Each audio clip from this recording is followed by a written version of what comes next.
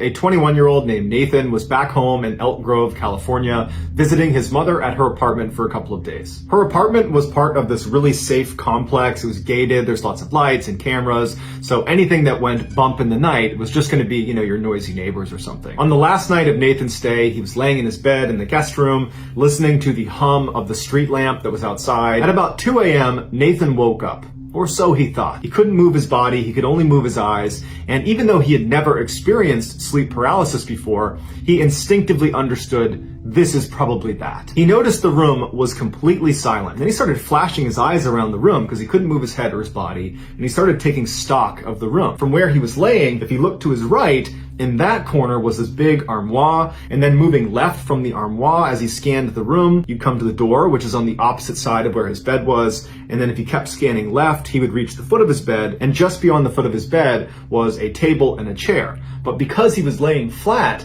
he couldn't really look down and actually see the table and chair. And so with all of his strength, he managed to raise his head just enough that he had a line of sight to that section of his room, the only section he has not looked at yet. And he sees the table and chair, and he sees in the corner is this dark figure that's standing there looking at him. He's completely frozen with fear. His thought is, there's an intruder in the house. How did they get in here? What are they doing in here? And he managed to keep his head up just long enough to get a decent look at this dark figure, and he determined it was most likely a woman with a shawl covering her face. And before his head fell back to the pillow, he saw her suddenly crouch down on the ground out of view. And then Nathan's head fell back, and now he knows there's just some stranger in his room, and he can't lift his head up anymore, and he's looking around with his eyes. He sees the armoire, he sees the door, he can't see that table and chair, and then he hears the sound of someone slithering along the ground out of view, and he can hear her breathing as she's getting closer and closer to the edge of the bed. And he's laying there terrified. He's so scared he can't even make a sound, and he's telling himself this has to be a dream. Wake up,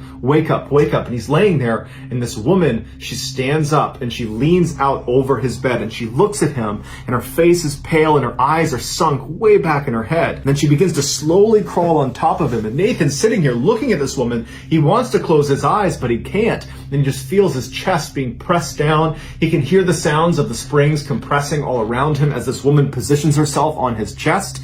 And then he finally manages to let out a scream, and then suddenly he's awake. The woman's gone. And he sits up and he's looking around. There's nobody in his room. The familiar hum of the light and the crickets and the traffic outside, they all return. And his mom comes running in the room, and she's like, "Hey, are you okay? I heard screaming in here." He said, "Oh, no, I had a bad dream. I'm fine now." And his mom's like, "Okay, all right, you need anything?" And he's like, "Nope." The next day, Nathan got up and he headed back to his house, and he couldn't shake the experience. But, after a couple of days and getting home and not experiencing any sleep paralysis, time went on and he just kind of forgot about it. A few months later, Nathan is at this big family party in Chico, California, big outdoor barbecue, all of his family's there, and at some point his sister shows up. His sister was not supposed to be attending this party, so it was a great surprise. He hasn't seen her in a while, and he immediately pulls her aside to catch up with her. And so for the first hour of their conversation, they're just chatting about their lives and what they're up to. Towards the end of their conversation, Nathan suddenly felt compelled to share his sleep paralysis experience with his sister.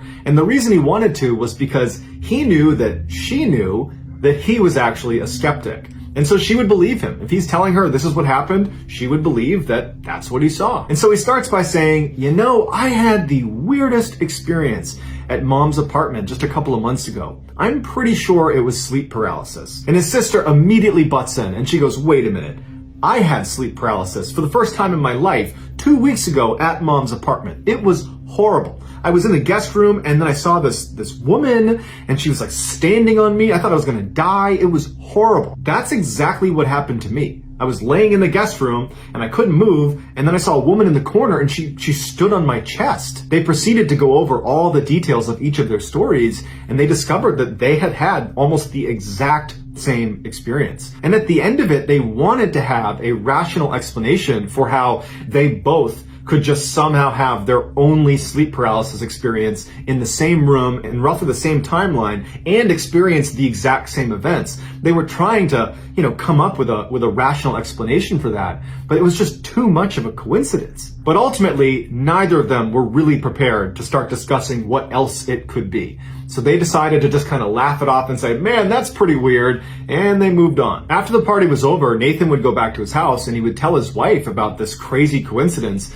he and his sister had, and his wife would say, yeah, that's wild. But after that, Nathan just did not want to think about it or talk about it. 5 months later, Nathan's mom would move out of that apartment building and she would move into a 2-story house still in Elk Grove, California. Shortly after she moved in, she asked Nathan if he would come spend a couple nights with her, and Nathan said sure. In order to better understand what happens to Nathan over the course of his stay at his mother's new house, you need to understand a basic layout of her house. So when you walk through her double doors, to your left is going to be a formal living room. In the center of the house is a hallway that shoots straight back to the kitchen. And then to your right when you walk in, there's a wall, and on that wall is the stairs leading up to the second floor.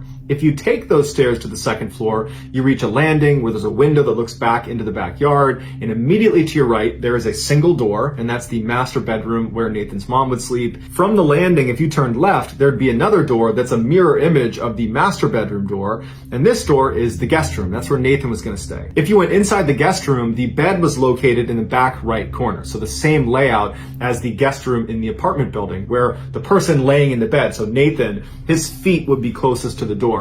And from Nathan's perspective in the bed, the only other piece of furniture in this new house guest room was a table that was, from his perspective, on the right-hand wall, centered on the wall, and on the table was a TV. So that's the only things in the room. The first night Nathan was at this new house was totally uneventful. Second night, not so much. He was up in the guest room, laying on the bed, watching TV. The lights are off, it's just the TV on, and at some point, he dozes off. He wakes up a short time later, and he can't move. It's the same sensation he had when he was staying with his mom at her apartment. And he begins to panic, and so immediately, he's trying to move his body. He can't, and so using his eyes, he starts looking around the room, praying this woman is not in the room with him. And so he looks to the right, to that corner, which he can see. There's no one there. From this corner, he starts scanning across the room. He sees the TV, it's still on. He keeps scanning, and he sees the door, and it's open, and he's able to just barely make out the space at the foot of the bed. He can actually see to the corner, and this woman, she's not in here. And so initially, he feels incredibly relieved that she's not in the room with him. But then he finds himself focusing on the open door into the dark hallway, and he's thinking to himself, please do not come walking through that door. And so he stares at the open door, just hoping he breaks out of the sleep paralysis when he notices something about the TV. It's flickering. And so he averts his gaze to the TV and he realizes what he's looking at on TV does not look familiar. It does not look like a TV show. It looks like CCTV camera footage, like it looks like a security camera footage. And he realizes the footage he's looking at is the inside of his mother's kitchen downstairs. He recognized the way it was laid out. And he's staring at the footage thinking, why is this footage playing on the TV? And I don't think there's a camera down there. When he notices on the camera, the woman with the veil walks into the middle of the frame. And she looks up at the camera right as the camera turns off. And then the room is completely dark. There's no more ambient light in the room. The hallway is dark. And he's left paralyzed knowing this woman is downstairs in the kitchen. And as he's laying there, he hears her start running through the house.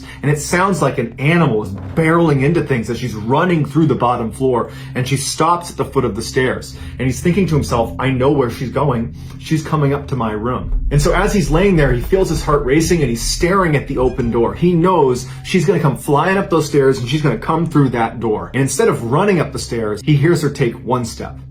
Two-step. And as she's making her way up the stairs, he's just thinking, please break out of this trance, stop this paralysis, wake up, wake up. And then he sees her head emerge, and she turns to look at him from the stairs into the room. And once she sees it's him, she bolts around and starts charging into the room on all fours like an animal. At this point, Nathan lets out a primal scream. He is scared for his life as this woman is charging towards him, and she stops dead in her tracks right in the middle of the room. She looks at him, turns around, and crashes out of the room, charges downstairs, and then it's silent. As soon as she was downstairs, Nathan could sit up.